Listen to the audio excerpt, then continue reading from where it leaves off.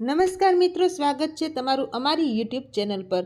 મિત્રો, તમે અમારી ચેનલને સબસ્ક્રાઇબ કરી લેજો જેથી કરી દરરોજ અવનવી માહિતી તમને મળતી રહે। તો આ વિડીયોમાં આપણે વાત કરીશું કે જે હાલમાં ભરતી ચાલી રહી છે એ ભરતીમાં કેટલી જગ્યા આવેલી છે અને એની જે લાયકાત છે એ કેટલી છે। તો ચાલો મિત્રો વાત કરીએ। પહેલા નંબરની ભરતીની આપણે વાત કરીએ મિત્રો, તો સૌ પ્રથમ એમ્સ એટલે કે all India institute of medical સાયન્સમાં કુલ 4597 જગ્યાઓ માટેની ભરતીની જાહેરાત કરવામાં આવેલી છે। મિત્રો, તમે જોઈ શકો છો કે એમાં clerk assistant, administrative officer, data entry operator અને ઇલેક્ટ્રિશિયન સહિત વિવિધ કુલ 4597 જગ્યાઓ માટેની ભરતી જાહેર કરેલી છે। વિગતવાર જોઈએ અને લાયકાતની વાત કરીએ તો ધોરણ 10 પાસ, ધોરણ 12 પાસ, આઈટીઆઈ, સ્નાતક, ડિપ્લોમા એ એની લાયકાત છે। અને પગારની વાત કરીએ તો પગારમાં 35,400થી શરૂ કરી 1,12,400 સુધીનો પગાર મળવાપાત્ર છે અને વય મર્યાદા છે 45 વર્ષ સુધી।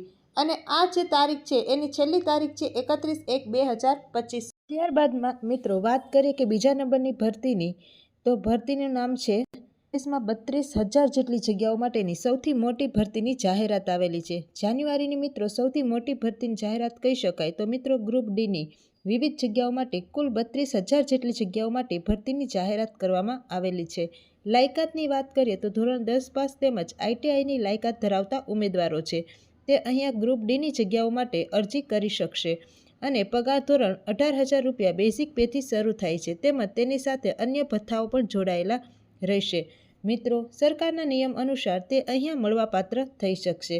વાત રહી વયમર્યાદાની, તો વયમર્યાદા 18થી 36 વર્ષ સુધીના ઉમેદવારો છે કે જે ધોરણ 10 પાસ અથવા તો આઈટીઆઈ કરેલા હોય તેવા ઉમેદવારો અહીંયા અરજી કરી શકશે અને જે આ અરજી છે તે અરજી ઓનલાઈન કરવાની રહેશે। મિત્રો, તારીખ 22 ફેબ્રુઆરી 2025 સુધી તમે ઓનલાઈન અરજી કરી શકશો અને ઓનલાઈન અરજી કરવા માટેની લિંક તમને નીચે ડિસ્ક્રિપ્શન બોક્સમાં આપવામાં આવેલી છે। તેમજ મિત્રો, અત્યાર સુધી તમે મારા ફેસબુક પેજને ફોલો ના કરેલું હોય તો તમે ફેસબુક પેજને ફોલો કરી લેજો, જેમાં તમને અવનવી માહિતી મળતી રહેશે। ત્યારબાદ મિત્રો, ઇન્ડિયન રેલવેઝમાં 32,000 જગ્યાઓ માટેની જે આ ભરતી જાહેરાત છે, તો હવે વાત કરશું ત્રીજા નંબરની ભરતીની। વાત કરીએ ત્રીજા નંબર ભરતીની, તો ત્રીજા નંબરમાં વાત કરીએ તો સ્ટેટ બેંક ઓફ ઇન્ડિયામાં 600 જેટલી જગ્યાઓ છે અને પોસ્ટનું નામ છે પ્રોબેશનરી ઓફિસર અને લાયકાતની વાત કરીએ તો કોઈ પણ સ્નાતક પાસ હોઈ શકે છે। ત્યારબાદ પગાર ધોરણની વાત કરીએ તો 48,480થી શરૂઆત થાય છે અને અન્ય ભથ્થા મળવાપાત્ર છે।